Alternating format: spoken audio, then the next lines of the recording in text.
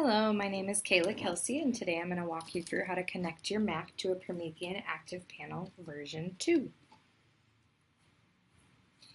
So in order to know if you have a version 2 of our Active Panel, you're going to want to look at the front panel of your board, and if it looks like this with the power button, menu, navigation arrows, and source button, you are working with a version 2. So what will you need? That's going to depend on whether or not you're working with an HDMI or a VGA cable. So the cables look similar, both have two of the same ends. The HDMI is going to be up here and then the VGA down here.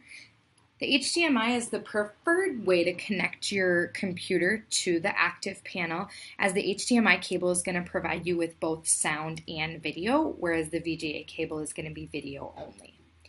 Now, if you're working with an HDMI cable, you're going to need a mini DisplayPort to HDMI adapter. And if you're working with a VGA cable, you'll need a mini DisplayPort to VGA adapter. Very similar. And then regardless, the second cable that you'll need is a USB cable, which goes USB to the active panel, and that is what enables the touch functionality of the board. So once you have your materials, step one is going to be to make sure that our board is plugged in and the power switch is flipped on. Step two, I want you to make sure that the power button on the front panel is also pushed on. And you'll know that that's on if the light on the front of the board is green. If that light is red, that means that you do have power, but that you'll need to press that power button on the front. If you have no light at all, go back and make sure that your board is plugged in. Now, if you're connecting with HDMI, which is again our preferred method, you're going to start with your computer. And from there, you're going to connect this mini DisplayPort to HDMI adapter. So this piece connects to your Mac, and this piece connects to the HDMI cable. And then the HDMI cable is going to go from that connector to the board. The second set of cords is going to go your USB cable, which goes from the computer to the USB, and then this piece goes directly to the active panel. So you kind of have two different cords going from the computers. So now we'll take a closer look. So on the back of the active panel, again, you've got two cords coming out. So the HDMI cord, as I mentioned, is going to look like this on the end that it goes into the active panel. And then on the end that it goes into the computer, you're going to want to put that end into the port that has this little symbol attached to it. And so depending on what version of Mac computer you have, that might be located on a different side of the computer. Now we'll look at that USB touch port. So it's going to click right in here on the back of the board.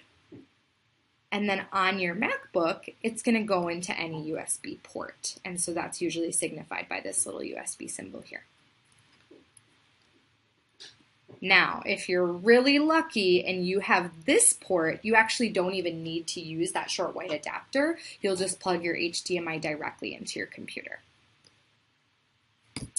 Now, if we're connecting with VGA, again, VGA is video only, so you're not going to have audio capabilities.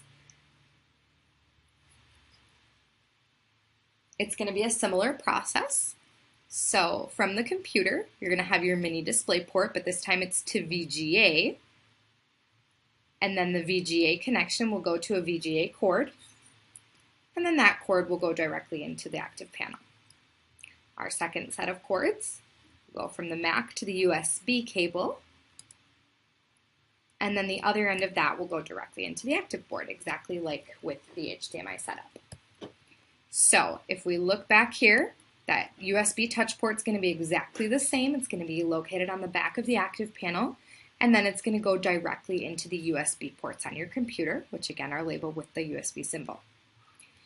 The piece that'll be a little bit different is that the VGA connection is located underneath your active panel, so it's going to be on the bottom side.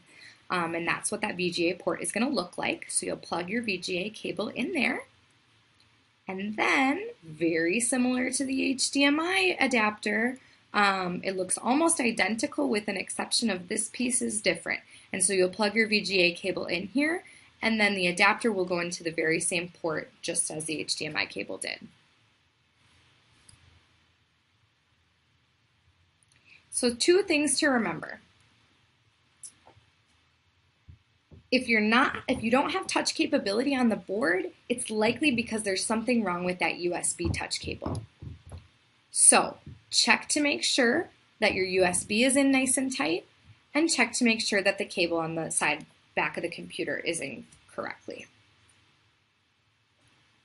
Now, if you're having image issues, that's going to be related to either the HDMI or the VGA connection.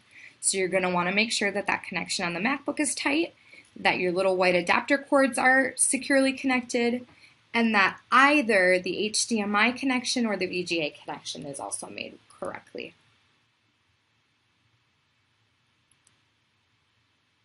Now, once you have your board once your display is all set and you have your board connected, you're going to need to go in and check that your board is calibrated. So once your board is all connected, you're going to need